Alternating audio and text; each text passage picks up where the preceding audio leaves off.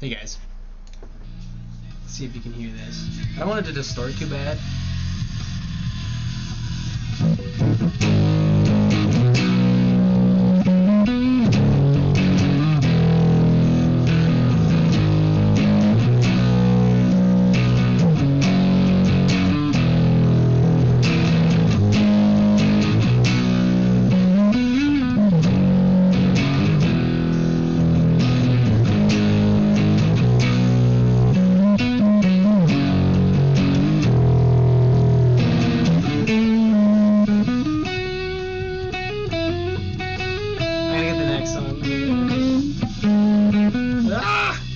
I don't know how to do that last part. I haven't figured out the notes and shit. I'm usually pretty good at picking stuff out by ear.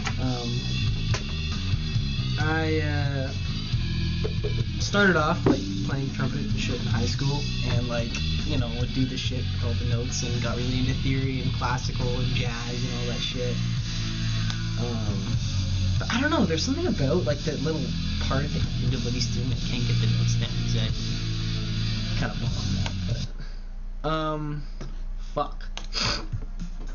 I have just been recording this one a lot. I was in a really good place this evening. At the end of the year, I usually take more time to just do inner work and really get myself ready for the next year, check in with myself, really engage with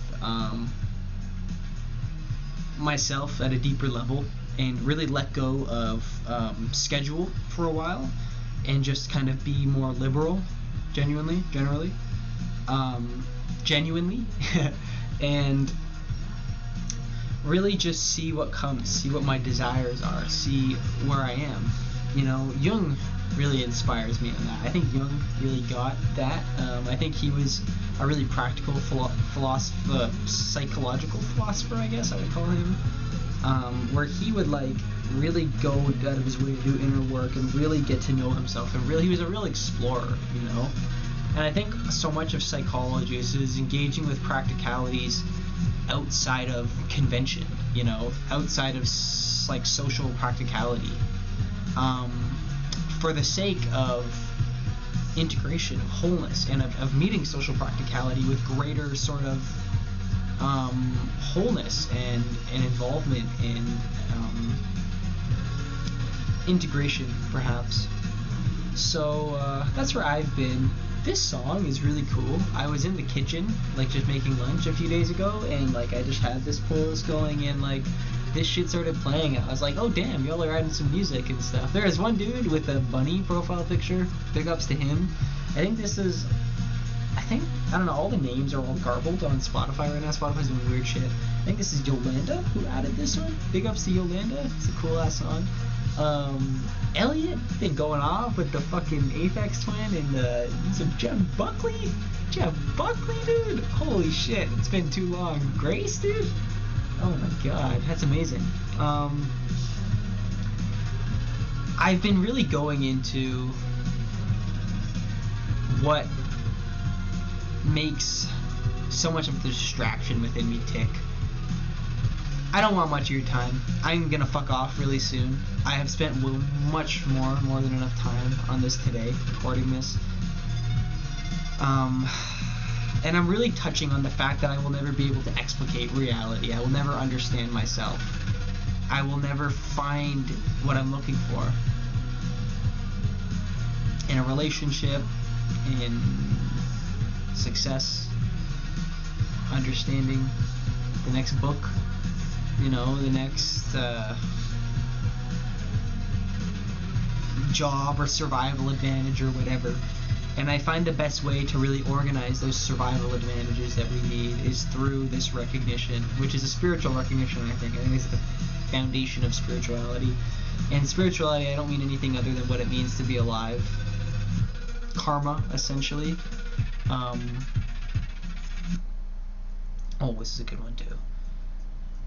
And I realize this really deeply within my life. I don't want to get into, like, what I'm really trying to touch on, I want to learn to become necessary.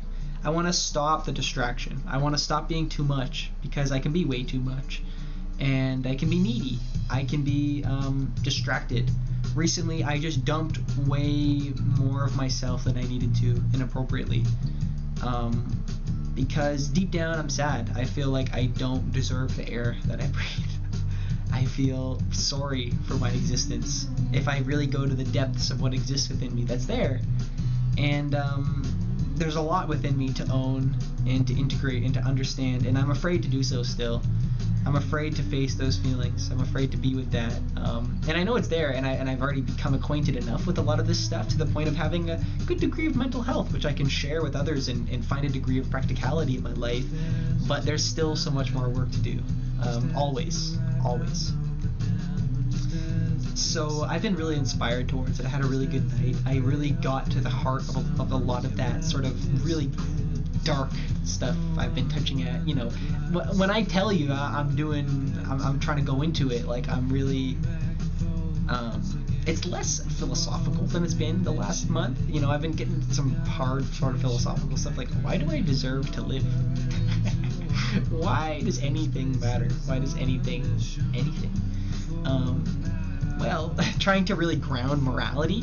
Now I'm trying to get more into just the psychological aspect of it and trying to just like, rather than find specific answers ontologically, which is important, I think, to an extent.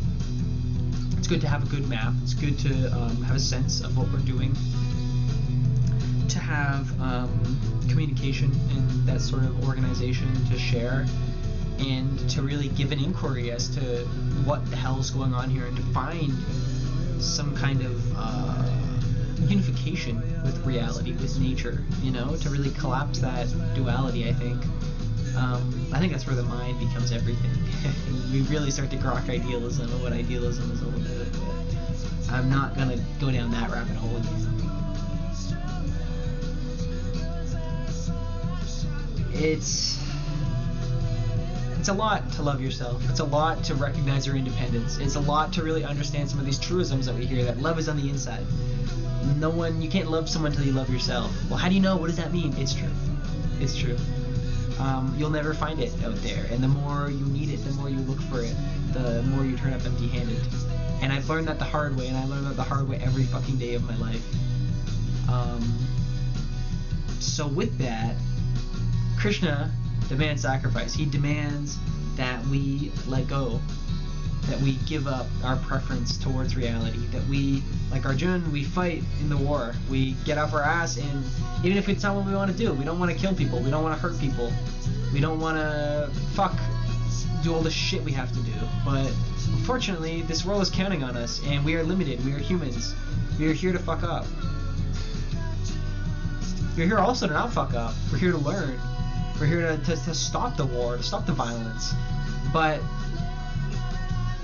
in order to not hate, we have to hate, because if we don't hate anyone, if we don't set boundaries, if we don't split, if we don't say yes or no to certain things, then how do we define what we are, what we want, what is okay, what love really is?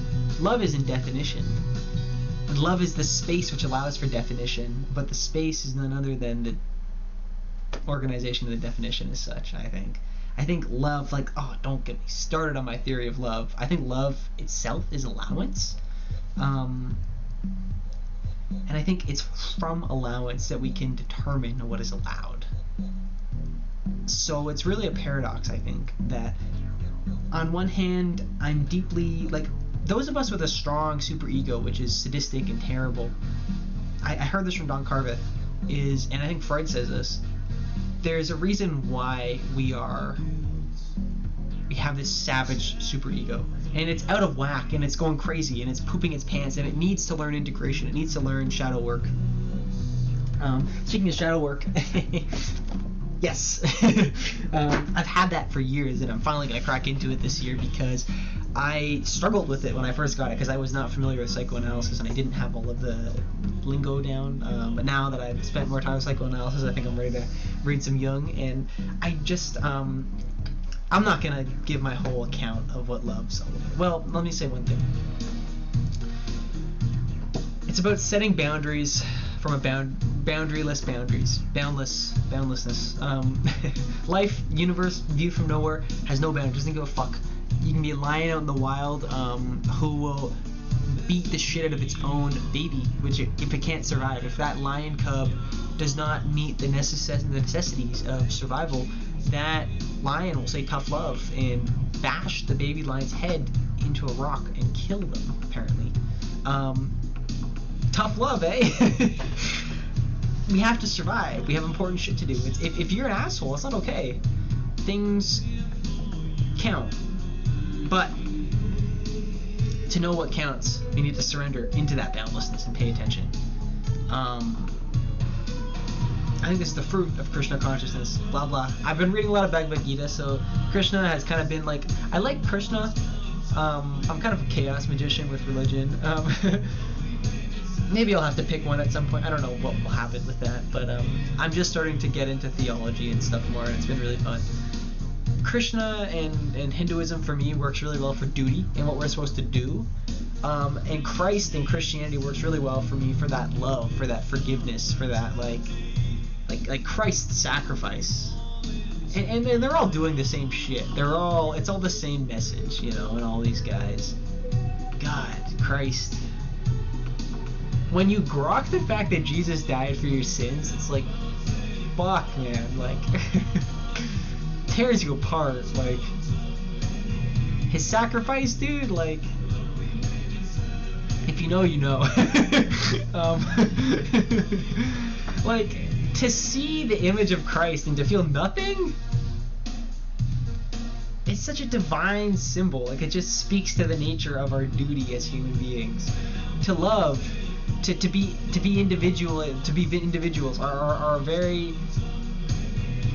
direct access to our own truth, to love, to peace among one another, and to die for that, and to stand up to that in difference and delusion, and to really own oneself, to own, this is what it means to me and what I get from it, is that Christ was willing to die to teach us the lessons of love, and to impress upon us and to show us our capability. And Christ was deeply human. I've heard before that he would have feelings. He'd be pissed off sometimes, apparently. I think it's in one of the... I haven't actually read the Bible or any of this shit. I'm kind of just a schizo-gnostic, and just I feel like these beings, these divine beings, they have a way of revealing themselves to you in your contemplation of them and if you work with them. I don't know how it works, but like, anyways, I've heard that Christ, you know, he was still human in some ways. Lord God, why have you forsaken me? Like, he's dying on the cross. Fuck, like, why? Like, he still has that angst, but he knew that his angst is allowed, that his humanity is allowed. He was integrated. Christ was a psychoanalyst. That's what I heard from Don Carpet. Isn't that fucked? Isn't that fucked? So, your assholeness is what makes you beautiful. If you can see its beauty, and if you can contain that. And I want to get used to being a bit more of an asshole, if that's what I am, because I'm too afraid of my assholeness. I'm too afraid of my narcissism. I'm too afraid of my fucking fear. I'm too afraid of my anxiety, my depression, my comorbidities and shit. Ugh. Because I've seen that they're not necessary, but everything is necessary because here it is. This is necessity. So it's really just this beautiful, pristine balancing act, I think. So, onwards to that. Happy holidays. Keep Christ in Christmas, whatever, however Christ made Christ.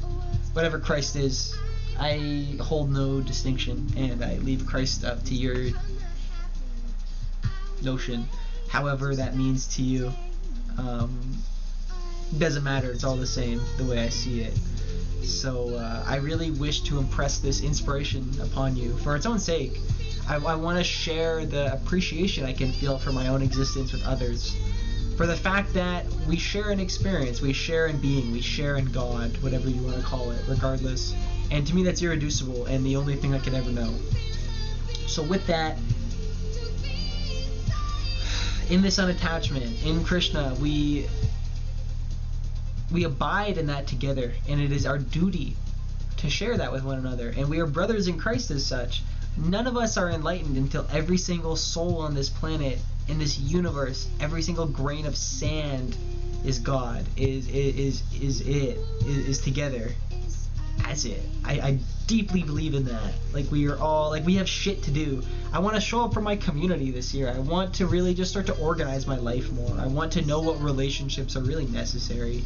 I want to have more interesting conversations. I want to have that diversity and balance in my life, you know. I want to keep getting out and seeing live music when I can, keep pushing myself, keep trying to be social, keep trying to engage in difficult conversations, keep trying to talk to people, keep trying to just go into that discomfort and contain that and really reach that empathy and that organization that I want with life. So this is my prayer to that. Thank you so much. I really appreciate this opportunity for everything in my life. I'm going to stick with this channel and stick with this project and keep trying to grow this, keep trying to do whatever I can with this. It's nice that some people watch this. It's nice that this is its own thing. It's really helpful in my life for a variety of reasons. And I don't know. Thank you. Peace.